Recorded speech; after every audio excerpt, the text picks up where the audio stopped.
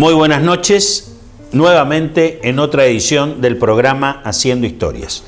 Quiero recordarle a usted, televidente, que está del otro lado y que puede vernos, que si por ahí hay gente que le comenta que le gustaría ver nuestro programa, pero no tiene la empresa de cable Gigaret por la que nosotros salimos, está nuestro canal exclusivo de YouTube, donde usted puede ver todos los programas de la primera temporada y de la segunda temporada de este programa, que de paso queda como un registro para que usted vea todos los temas que nosotros tenemos. El canal exclusivo es Consultora Publicitaria en YouTube, y de esta manera usted puede no solo ver el programa las veces que quiera en calidad HD, sino compartirlo a través de Facebook, a través de WhatsApp, a través de la plataforma digital que usted quiera. Puede compartir nuestro programa, puede suscribirse al canal y cada vez que aparece una nueva publicación, usted recibe una notificación para ver el nuevo programa. Hoy vamos a hablar de un tema controvertido y quiero hacer una aclaración antes de comenzar a hablar. Estamos viviendo en la República y también en la provincia de Corrientes tiempos que son para prestar especial atención. Está desvalorizada la opinión calificada. Vale la opinión de todos los días, vale la opinión hasta desinteresada y desapasionada. Cuando nos encontramos con personas como mis amigos y compañeros en este programa u otras que tienen una opinión calificada, está de moda, grieta que tanto se criticó, seguir fomentando la grieta, y entonces cuando uno emite una opinión con conocimiento de causa, nos encontramos que nos convertimos en adversarios. Parece que el régimen continúa, somos contrarios al oficialismo, entonces somos adversarios, o no podemos expresar nuestra manera de pensar. Hoy vamos a hablar de un tema que es controvertido para la provincia de Corrientes, que es el derecho en Corrientes, y del derecho va a salir indudablemente quienes ejercen la justicia también en Corrientes, porque mis dos amigos son profesores en la Facultad de Derecho de la Universidad Nacional del Nordeste y han formado a muchos de los que hoy son magistrados y los que son funcionarios judiciales. Entonces, opinan a veces con conocimiento de causa. Hablábamos en el programa anterior de la importancia de educarse, leer, informarse. Parece que hay algunos que firman fallos y no leen.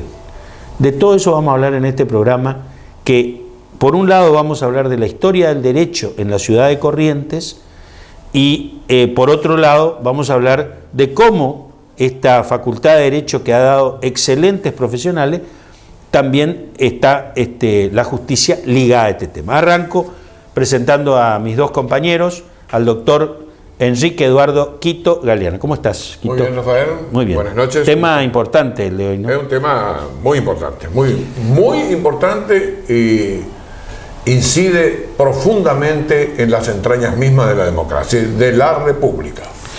Doctor Dardo Ramírez Brachi. ¿Cómo estás, Dardo? ¿Todo bien? Como siempre, un gusto. Perfecto. Los dos son, siempre digo, abogados, doctores en Derecho ambos, y magíster en Ciencias Políticas. ambos también. Ambos también. O sea que son dos académicos de fuste que me acompañan. No, él es más académico que yo, porque él es académico nacional de la Academia Nacional de la Historia. Sí. Simplemente soy un lector. Bueno, yo voy a hacer una aclaración acá. Me voy a permitir un chascarrillo, ustedes que son nuestros televidentes habituales. Este triunvirato sufre de permanentes traiciones. Sí. Vamos a dedicar uno de los programas a las grandes traiciones de la historia, en el cual vamos a estar nosotros tres, sí, porque entre nosotros no nos traicionamos, después ampliaremos. Pero siempre con mucho humor, con mucha inteligencia, traición mediante. Bueno, arrancamos con el tema. Arranca Dardo, arranca Quito. No, la historia de la Facultad de Derecho sería como, sí, bueno, el derecho tenemos que hablar un poco también de la facultad, sí, y cómo llega el derecho a la formación de esta universidad que no es tan antigua, si bien tiene sus años, ¿no? Sí, acá el derecho es una cuestión la construcción del Estado está fuertemente vinculado al orden jurídico. Ya lo hemos hablado en otras oportunidades, en otros programas, el rol que tiene el derecho, el orden, la norma, la ley, la constitución para la existencia del Estado.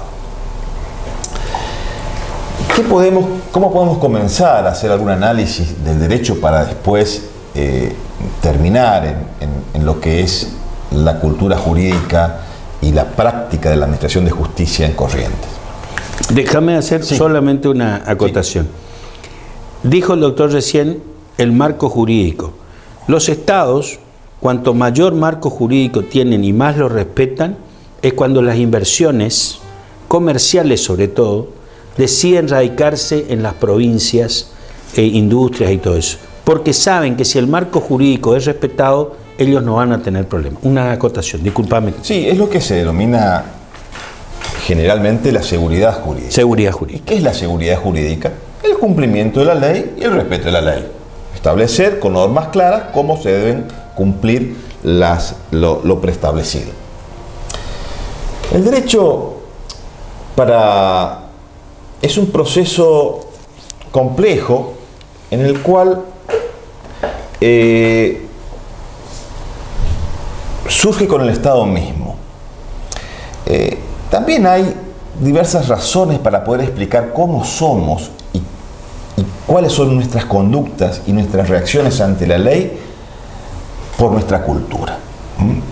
Los pueblos no reaccionan ante la ley y no tienen las mismas conductas en forma unívoca. No es lo mismo la percepción que tiene hoy el pueblo europeo de la ley, de lo que tenemos nosotros, lo que existe en el mundo musulmán, lo que existe en el mundo oriental. Porque la cultura forma parte indispensable de la percepción y el entendimiento del derecho. Aún más, el derecho es consecuencia de aquello. Y nuestro derecho, el derecho positivo, tiene una fuerte raíz histórica que viene desde el romanismo, pasando por el derecho castellano, luego de la fusión en el Nuevo Mundo con el derecho indígena y lo que va a dar lugar después al derecho indiano. Y ese derecho indiano que va a dejar de ser para transformarse en algo nuevo cuando existe un nuevo Estado, como el Estado que va a emerger con la Revolución de Mayo o con el proceso revolucionario de mayo de 1810, y va a dar lugar un nuevo Estado y bosquejar un nuevo orden jurídico. Pero todo este proceso va a ser lento, pausado y con periodos perfectamente identificables. A tal extremo que cuando se van a producir los cambios políticos de 1810, las primeras transformaciones van a estar fuertemente ligadas a la construcción política del nuevo Estado, no a la construcción jurídica, que es distinto.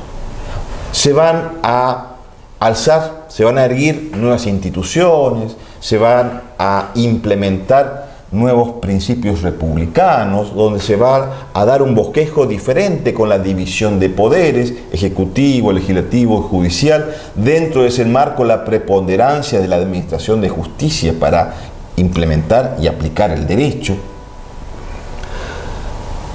Todo esto desde una perspectiva institucional, formal.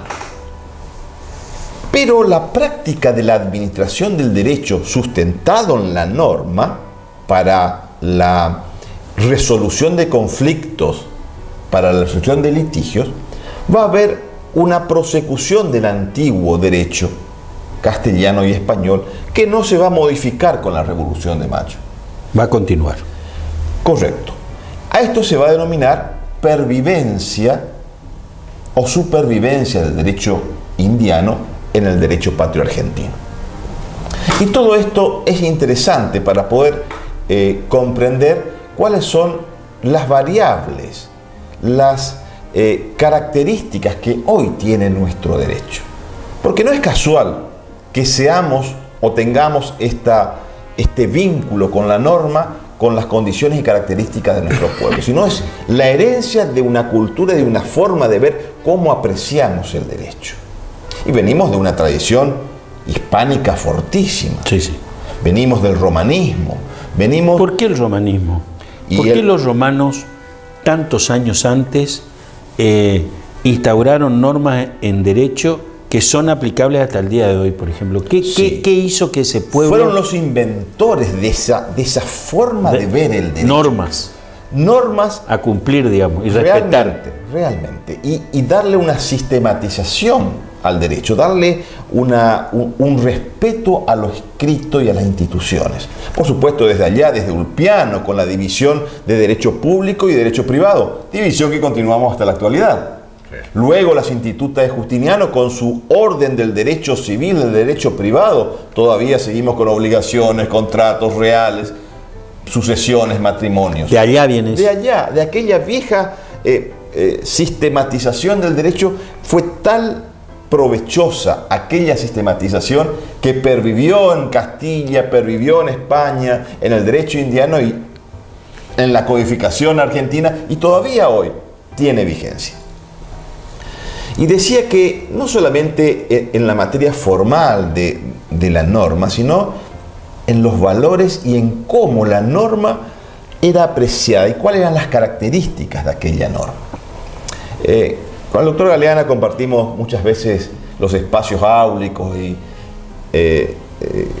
intercambiamos opiniones sobre las características de nuestra norma, de nuestro derecho y de dónde viene esto, tanto la cátedra mía como la de él. Y tenemos una fuerte admiración y también respeto lo que ha sido aquella matriz hispanoamericana, con características muy particulares como el casuismo, la solemnidad, el reglamentarismo.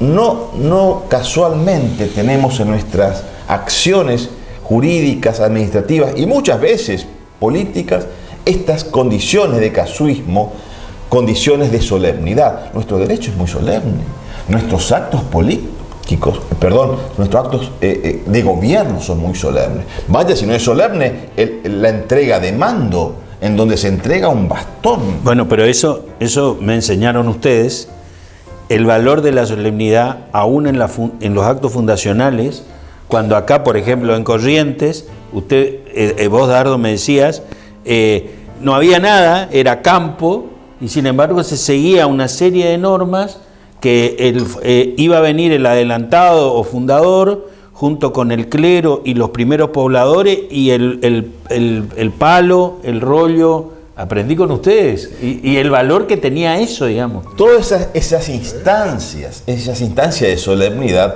que sobrevivieron, que están presentes, que no solamente es del derecho hispánico, también del romanismo, porque la tradición, la tradición de la solemnidad, la tradición del cumplimiento de actos solemnes, eran muy importantes del romanismo. Por ejemplo, y algo que seguramente te vincula directamente a vos con tu profesión, ¿cómo se transfiere la posesión de un inmueble? ¿Cómo se establece un inmueble, tanto sea para compraventa como para alquiler?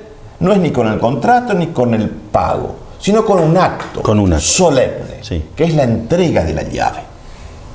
Ese acto, la tradición de la llave, es decir, la entrega de la llave es que viene del romanismo, pasó por Castilla, pasó por España y pasó por las Indias y pasó por Belsarfield y pasó hasta la actualidad. Es decir, el acto de entregar la llave es entregar la posesión del lugar, y quien ya después entra en el inmueble y sin autorización es violación de domicilio. Entonces, el acto de la entrega de la llave, eso es solemnidad dentro de nuestro sistema jurídico.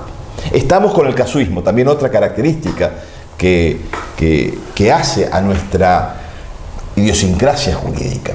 El casuismo no es el solo hecho de aplicar la ley por la ley misma, con la frialdad de la ley. No, hay que considerar el caso, hay que ver la costumbre, hay que ver qué es lo que piensa la sociedad en esa reacción normativa, donde no solamente es la fría rigidez de la norma, sino la norma debe ser adaptada a esa costumbre que realmente tiene la gente en su conducta cotidiana. Y todo eso lo heredamos de nuestra matriz hispanoamericana romanista. Y desde luego, el derecho patrio argentino va a tener una evolución muy particular, muy propia nuestra, muy propia de la Argentina, que va a tener un punto de inflexión, sin duda alguna, con el movimiento codificador, a partir de 1860, con el Código de Comercio de Acevedo en la provincia de Buenos Aires, que va a ser el primero que va a romper aquel esquema de vacío. Posteriormente, el Código Civil, con el proyecto de Vélez Sarsfield, que se aprueba a libros cerrados durante la presidencia de Sarmiento en 1871, y posteriormente el Código Penal. Y todos estos espacios de codificación es como que la Argentina comienza a tener identidad dentro del derecho. Viene a construir su propia norma. Porque antes de este movimiento codificador, los tribunales resolvían, fallaban, sus sentencias estaban argumentadas con el antiguo derecho, porque no teníamos códigos. Claro. Habíamos formado Estado, teníamos Constitución, y fue mandato de la Constitución que se debían elaborar, el Congreso elaborar los códigos de fondo, y las provincias se reservaban los de forma. Estas cuestiones, en donde el derecho va evolucionando y vamos a ver que tardíamente la Argentina va teniendo su propia administración de justicia con sus propias normas, va a ser un largo camino a recorrer. Aún más, vamos a ver que la enseñanza y la tradición hispanoamericana va a ser una práctica corriente en los tribunales argentinos y correntinos también, en donde tenemos ejemplos muy claros, que lo hemos estudiado en determinados momentos de algunas investigaciones que hemos hecho. Por ejemplo, algunos fallos en materia criminal. En la década de 1860, estoy hablando ya 50 años después de la Revolución de Mayo, cuando Corrientes tenía ya varias constituciones armadas y en vigencia, los casos en materia criminal se resolvían de acuerdo a las partidas de Alfonso el Sabio, que tenían una larga tradición en el derecho castellano y en el derecho indiano. Aún más, recuerdo un caso particular de un homicidio por alevosía que se había producido en un departamento del interior. La Cámara en lo criminal en Corrientes ratifica el fallo y lo condena al reo a morir con la pena de muerte, en donde debía ser colgado en la plaza pública del departamento ese, que no recuerdo qué departamento era, si era Goya o Bellavista, en donde el reo debía ser colgado por la pena por un homicidio con alevosía que había hecho, y su cuerpo expuesto durante 24 horas, tal como establecen las partidas séptimas establecidas por el derecho criminal en el derecho castellano. Y estamos en 1860, 1870. Entonces estamos viendo cómo los ensamblajes de un derecho con otro. Con el otro, y paulatinamente la maduración del que estamos queriendo hacer nacer, teniendo en cuenta los antecedentes históricos. Doctor Galeana. Dentro de ese gran ensamblaje arquitectónico de la construcción del derecho argentino, que viene de antaño, cuando el fundador de la ciudad de Corrientes, el 3 de abril de 1568, pisó estas tierras, ya dejó en la suela de su zapato la marca en el suelo de toda la legislación castellana y ya una parte avanzada de la legislación indiana. Una legislación que es la mezcla entre el derecho originario y la legislación que España dictaba especialmente para estos reinos de Indias. Así como la característica del casuismo, de la solemnidad, yo le agrego la impronta que tenía el derecho, la religión y el derecho canónico, la multiplicidad de fuentes, o sea que se tomaban todas las fuentes del derecho romano y a su vez las costumbres de la zona en que se poblaba España. Cada ciudad tenía su propia carta, los fueros, en los fueros incorporaban su propio derecho. Los fueros más atrayentes que a mí siempre me gustaron fueron los fueros de Aragón. En los fueros de Aragón el derecho de asilo en las iglesias, de aquel que era perseguido por el tribunal de la Inquisición o por la justicia del rey, era inviolable. No lo podían sacar dentro de una iglesia. Eso era algo absolutamente solemne. El que se buscaba el asilo de Dios podía quedarse en la iglesia adentro sin que le pudiera alcanzar la mano del rey o la mano de la Inquisición.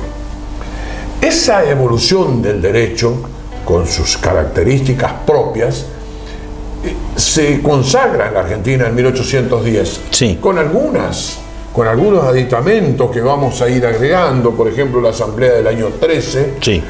Lo mismo, ya en 1811 el Reglamento de Libertad de Imprenta, que era avanzadísimo, esa libertad de imprenta que va a venir prestada ya de la información de las Cortes de Cádiz, la libertad, la Declaración de Derechos y Garantías, diríamos el Decreto de Seguridad Individual, donde se anticipa lo que va a ser parte de las declaraciones de derechos y garantías de la Constitución Nacional y que van a ser integrativos de las declaraciones de derechos y garantías de las constituciones correntinas, de los reglamentos correntinos, etc.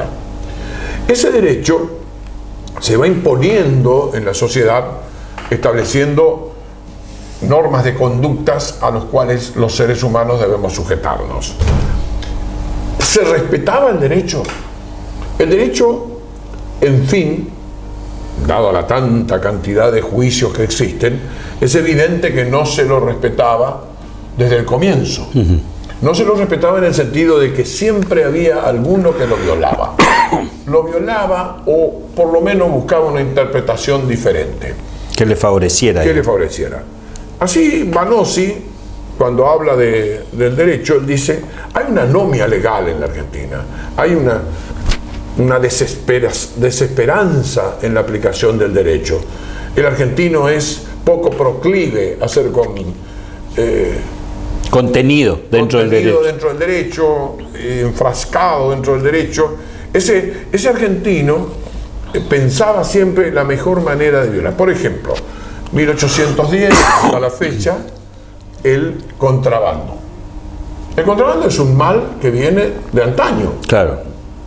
Desde siempre, desde allá de los fenicios en adelante, porque era evitar pagar la tasa que corresponde. La tasa que correspondía al dominante, al que dominaba, al dueño del mercado, al dueño del negocio, al dueño del espacio, etc. Siempre por contrabando. Siempre el contrabando. Al contrabando le aditamos la evasión fiscal. Sí.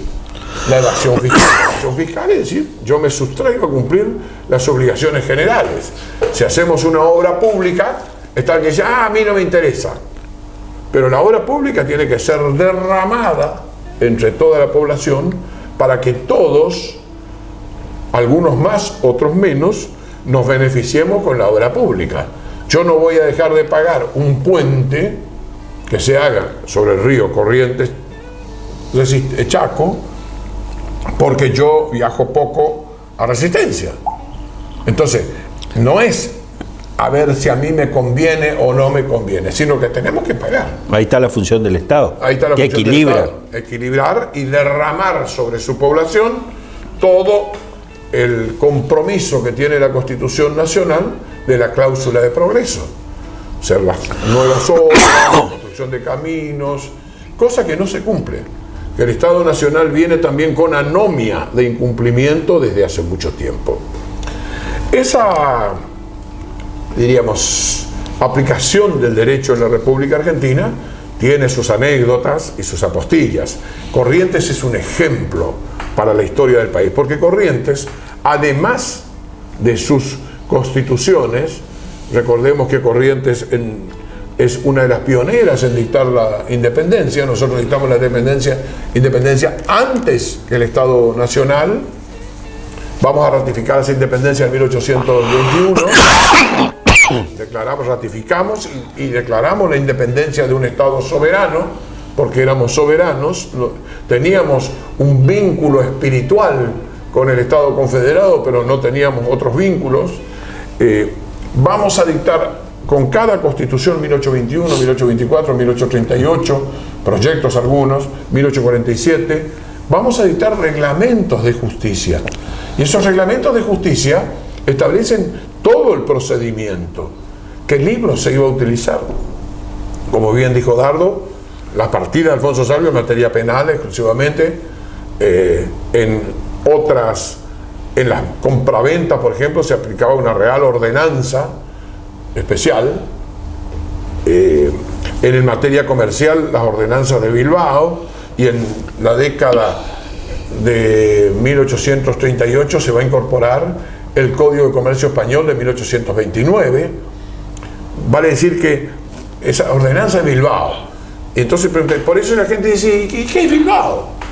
Y Bilbao es una de las ciudades más industriales y más poderosas de España. Bilbao, recostada sobre el río Nervión, tiene una ría, es decir, el río que se confunde con el mar y sube y baja con el mar, que da hacia el Cantábrico. Es una de las ciudades más lindas de España, y donde se concentró el comercio por la facilidad que tenía de acceso y salida del río en su relación con Francia y con Inglaterra. Pero a su vez, no solamente la facilidad, sino la imposibilidad de los enemigos de acceder a la ría por las defensas que los españoles construyeron a la vera del río y frente al mar. Esto hacía que allí los comerciantes se reunieran con mayor seguridad y intercambiaran una cantidad enorme de mercaderías. Todas esas mercaderías, ya sea de Galicia, de Asturias, de los Países Bajos, de Barcelona, etc., bajaban por España, iban al puerto de salida, primero Sevilla y después Cádiz. Esa era la norma comercial que rigió en la provincia de Corrientes. Mirá. Hasta 1829, repito, el Código de Comercio Español, que ya era moderno. Pero después ese Código de Comercio va a ser derogado. Hasta hace muy poco tiempo, y repito esto, hasta hace muy poco tiempo, toda la legislación española, ya sea el fuero juzgo, las partidas, la nueva y novísima recopilación, la ordenanza de Bilbao, las otras reales ordenanzas que se aplican, esas estaban previstas en el Código Procesal Civil y Comercial de la provincia de Corrientes hasta el año 2000, hasta que se reforma el Código Procesal Civil y Comercial, que en la nómina decía: en caso de duda se aplicarán estas normas supletoriamente. La jurisprudencia correntina tiene innumerables fallos, lo mismo que la jurisprudencia de la Corte Suprema, en que se basan en normas de la antigua legislación castellana, de la antigua legislación indiana y de normas provinciales que hicieron, diríamos, mella en la conciencia de los argentinos. Vamos a ir al corte. Cuando volvemos vamos a hablar propiamente de Corrientes, derecho y justicia en la provincia de Corrientes.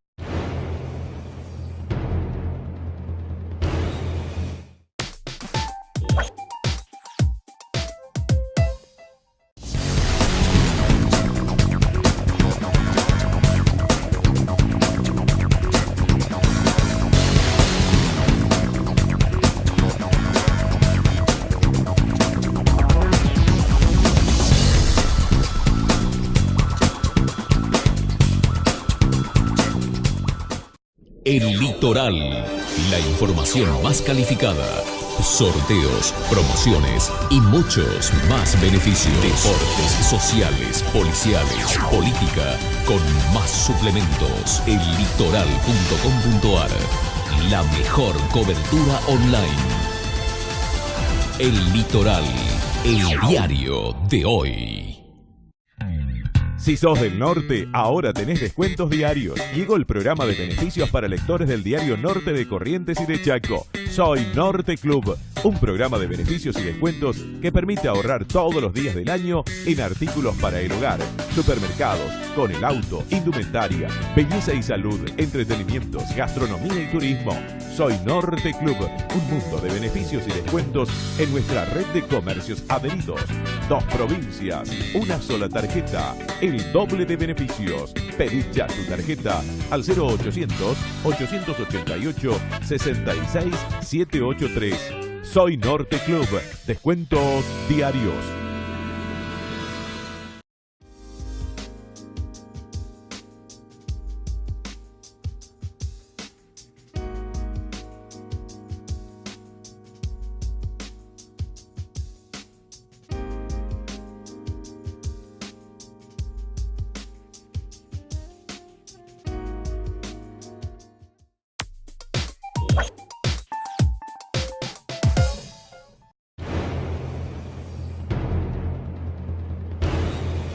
Continuamos con este tema apasionante, recordándole que no se olvide de participar por los libros gentileza de Moglia Ediciones, que nos regala para que nosotros le podamos regalar a usted, nuestro televidente, a través de nuestro mail haciendohistorias@hotmail.com. Continuamos, ahora sí, ya llegando un poco más a al derecho en la ciudad de Corrientes y después devenido en la justicia. Vamos a arrancar con el doctor Dardo y finalizar con el doctor Quito Galeano.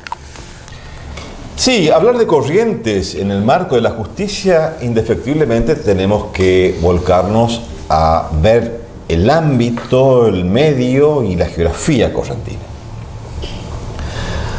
En un principio podemos identificar o imaginarnos la cuestión de la administración de justicia en la ciudad de Corrientes, pero en cada espacio, en cada rincón de la provincia, para que el Estado tenga presencia y garantice el orden jurídico, el Estado de Derecho, indefectiblemente debía haber una cara visible de aquel administrador de justicia.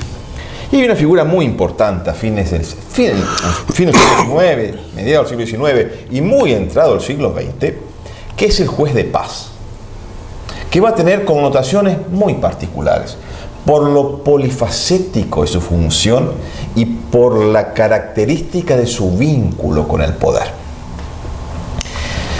Desde etapas muy tempranas, en cada departamento, en cada ciudad, la justicia tenía como decenas de brazos, como un gigante pulpo que tenía en cada ciudad, en cada villa, en cada departamento una pequeña estructura de justicia. Esa estructura de justicia, esa administración de justicia, giraban alrededor del denominado juez de paz. ¿Cómo se elegía un juez de paz? Un juez de paz tiene un proceso muy particular que ya lo voy a explicar. Perfecto. Quería decir que este juez de paz tenía a su vez en el departamento otro juez denominado juez pedáneos. Pedáneos, que eran los que estaban, todos eran jueces legos. Es decir, en un primer momento eran funcionarios que estaban fuertemente vinculados al poder político. Si bien se establecía desde la Constitución la independencia de la justicia, y ahí respondo a tu pregunta, estos jueces tenían eran incorporados al sistema a través de un decreto del Poder Ejecutivo. Muchas veces se implementaba diversas matrices de cómo seleccionaban a esos vecinos. Generalmente las comunidades o las comisiones vecinales proponían una terna y el Ejecutivo nombraba entre ellos. ¿Cobraban? Había momentos, sí. En determinados momentos fue difícil, pero estaba dentro del presupuesto el pago de los jueces de paz. Y los jueces de paz tenían la característica fundamental que no solamente administraban justicia, sino eran el referente político en materia electoral, tenían a su cargo el control de la policía local, pero cuando hablo de policía no solamente me refiero a policía de seguridad, sino me refiero al sistema de policía como lo entendemos dentro del derecho administrativo, de protección al vecindario. Era el que controlaba la policía de sanidad, la policía bromatológica, la policía alimenticia, la policía mortuoria. El juez de paz, como antes las municipalidades no tenían un vínculo estrictamente de una figura fuerte de un ejecutivo municipal, este juez de paz venía a absorber todas estas funciones. Y tenía dentro en materia de administración de justicia la incursión de resolver pleitos de menor cuantía. También. La propia ley lo determinaba y hasta determinado monto lo resolvía el juez de paz. Cuestiones domésticas. Así es. Siempre, desde luego, también tenía en materia criminal, tenía incidencia en lo que hacía referencia a la acción del poder de policía de aprehensión o de prevención del delito.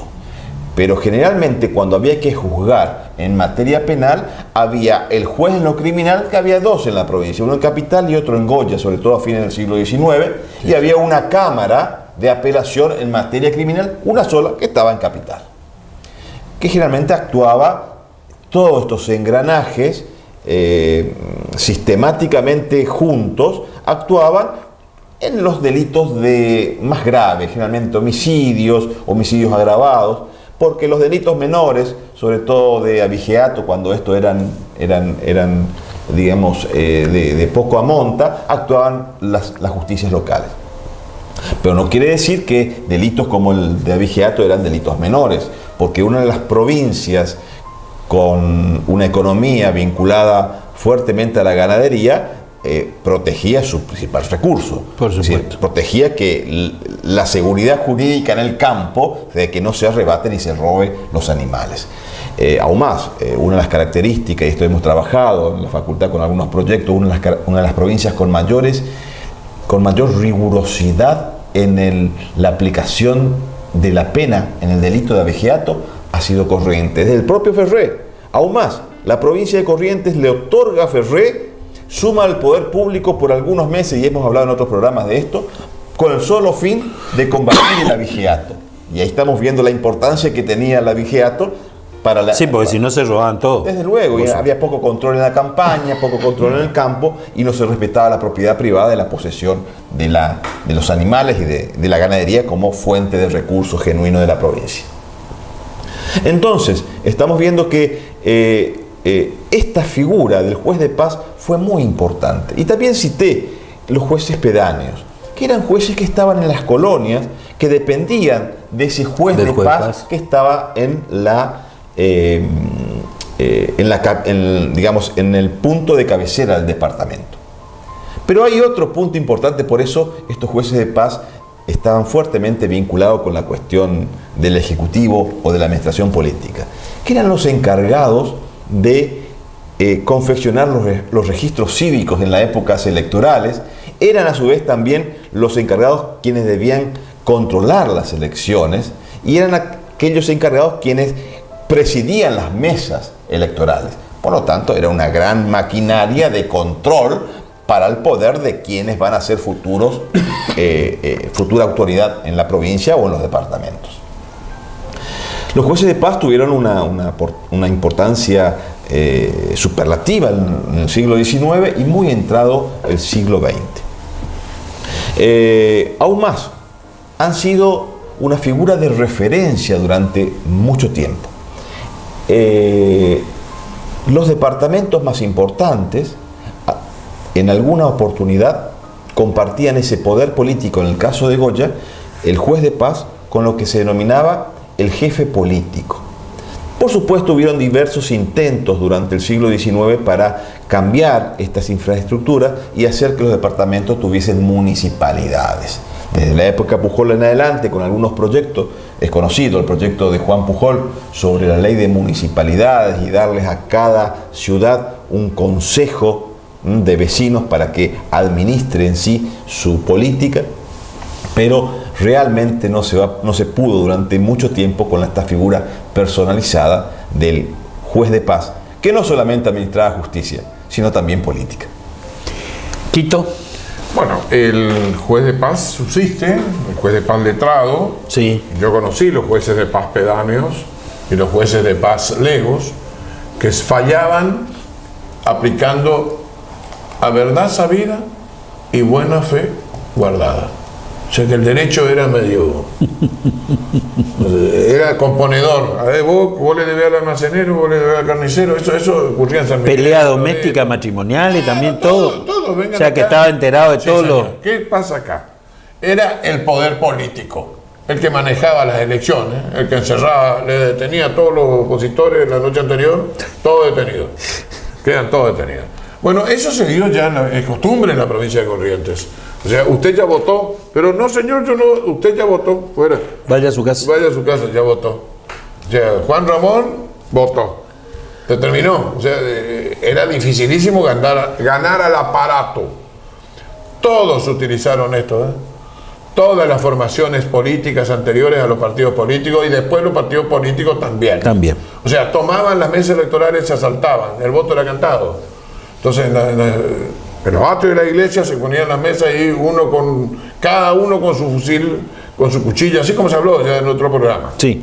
Bueno, ¿cuál es la incidencia de la aplicación del derecho? La incidencia de la aplicación del derecho viene de la Constitución Nacional. Los poderes que las provincias delegaron al gobierno federal están perfectamente individualizados. Y para establecer en toda la República Argentina un solo derecho, se le confirió al Congreso de la Nación Argentina que dicte los códigos de fondo. Entonces, en el antiguo, hoy, en el 75, inciso 12 de la Constitución Nacional, se incorporan los códigos de fondo, que son el Código Civil, el Código Comercial, Código Minería, el Código Aeronáutico, Código Penal, etcétera, etcétera. Le corresponde a la nación dictar las leyes de fondo. Entonces la nación dice, los casos se tienen que resolver en toda la República conforme al artículo 16, la igualdad constitucional. A lo que yo agrego, la igualdad de trato. Porque no es la igualdad formal, todos somos iguales, todos tenemos que comer igual, todos tenemos que vestirnos igual, no. Es de acuerdo a las circunstancias de cada uno, a los méritos de cada uno, al esfuerzo de cada uno, a las características de cada uno. En iguales circunstancias y situaciones, la ley debe ser aplicada de manera igual. Corrientes viene de un tiempo bastante prolongado, con una sistemática, y no es la única provincia. La República Argentina tiene críticas muy severas sobre el sistema de administración de justicia y del poder judicial. La crítica alcanza hasta el 61-62% de la disconformidad del poder judicial. Hay falencias muy graves, hay fallos contradictorios, que la propia Corte ha entrado en fallos contradictorios que generan una cantidad enorme de perjuicios a los justiciables. El que busca justicia pretende que se le administre justicia. Y en Corrientes ese mal está enquistado en el sistema judicial.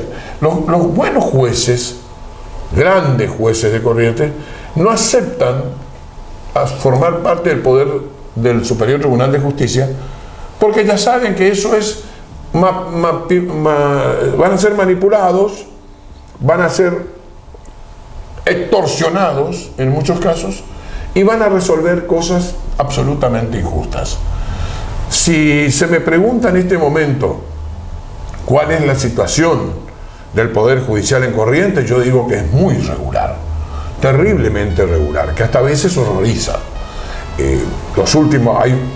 Hay fallos del Superior Tribunal de Justicia de Corrientes que vos sabés muy bien que yo dije en diversos programas radiales y ahora televisivos que yo me sentía orgulloso de la nueva composición del Superior Tribunal de Justicia de Corrientes porque se había incorporado una nueva camada de profesores, de académicos, Sí.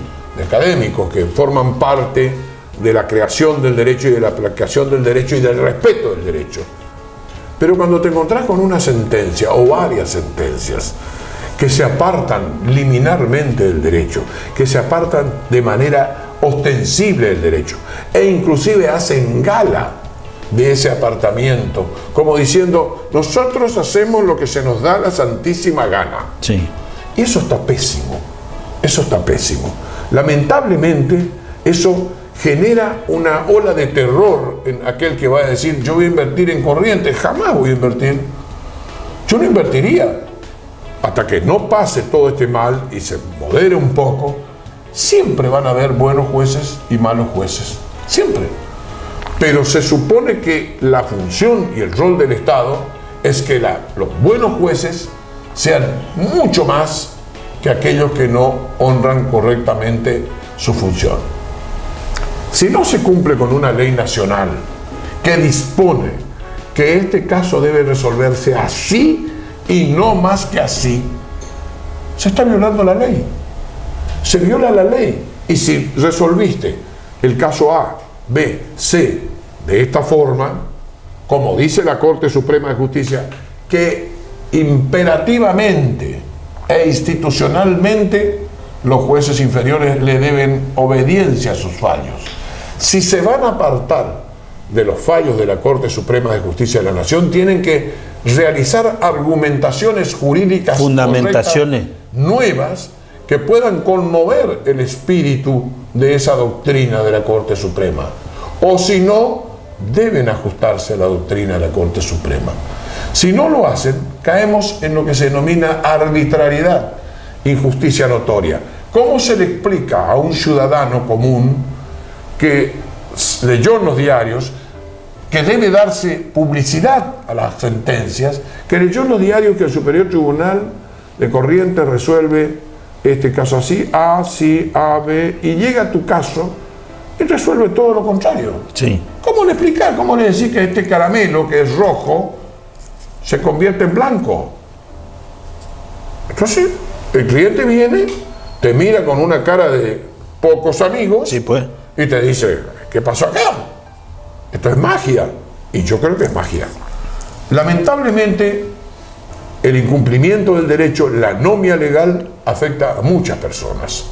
Afecta a muchas personas y afecta a la credibilidad en la justicia. Y la justicia, señores, es el último refugio que tiene un ciudadano.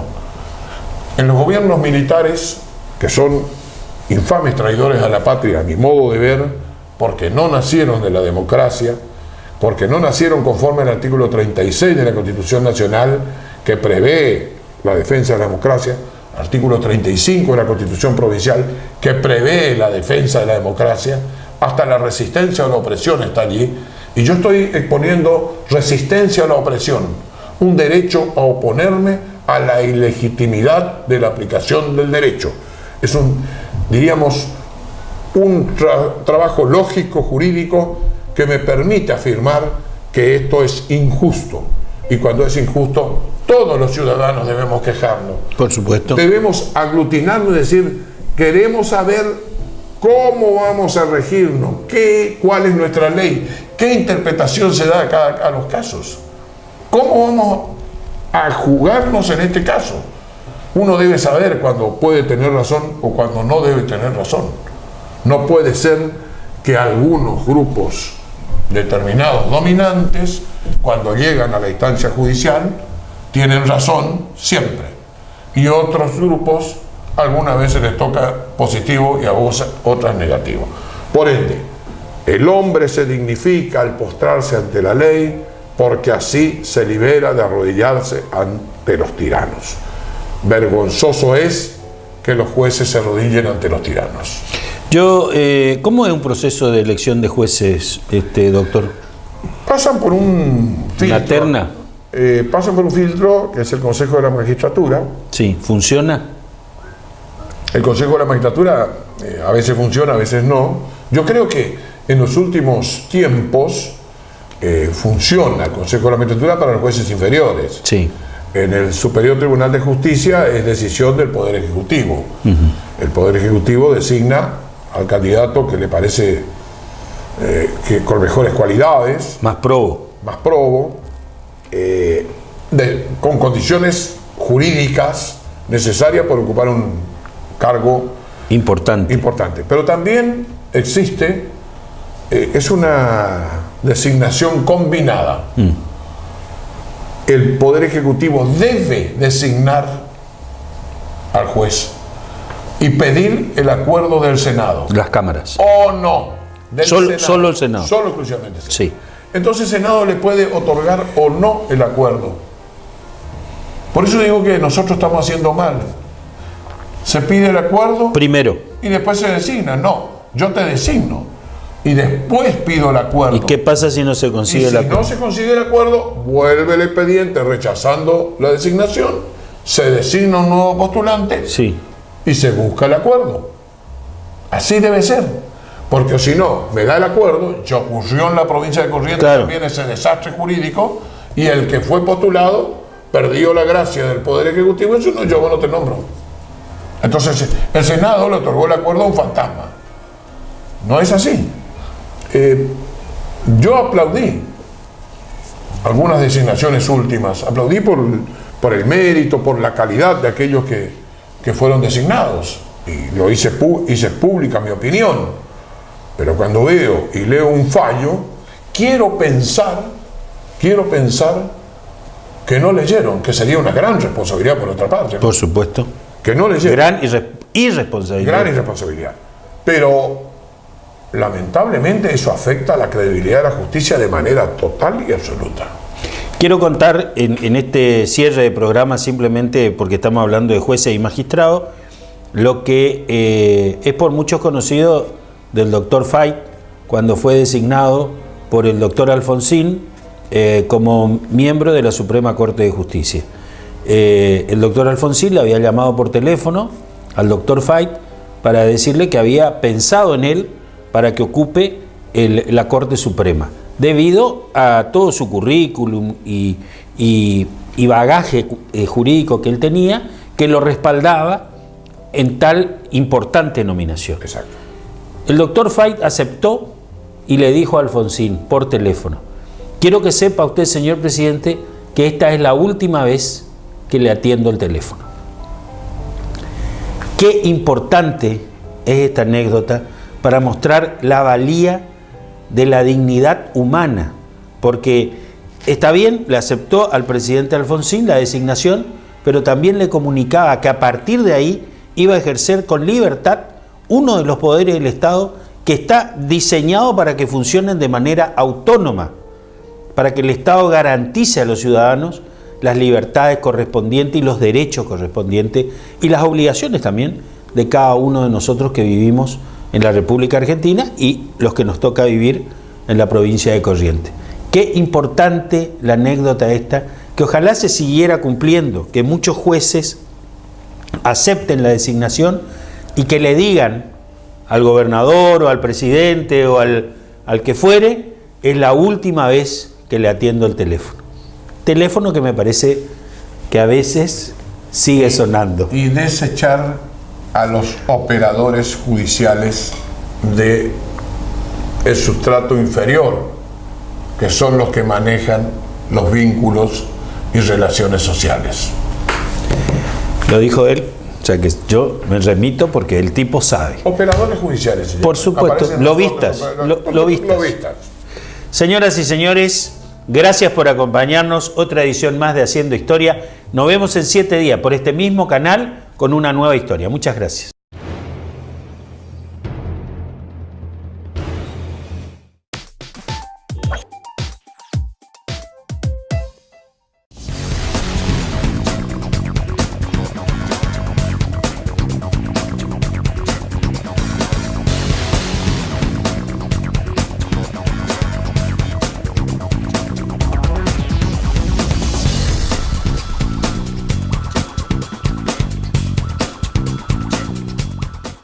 El Litoral, la información más calificada, sorteos, promociones y muchos más beneficios. Deportes, sociales, policiales, política, con más suplementos. Ellitoral.com.ar, la mejor cobertura online. El Litoral, el diario de hoy. Si sos del norte, ahora tenés descuentos diarios. Llegó el programa de beneficios para lectores del diario Norte de Corrientes y de Chaco. Soy Norte Club, un programa de beneficios y descuentos que permite ahorrar todos los días del año en artículos para el hogar, supermercados, con el auto, indumentaria, belleza y salud, entretenimientos, gastronomía y turismo. Soy Norte Club, un mundo de beneficios y descuentos en nuestra red de comercios adheridos. 2 provincias, una sola tarjeta, el doble de beneficios. Pedí ya tu tarjeta al 0800-888-66783. Soy Norte Club, descuentos diarios.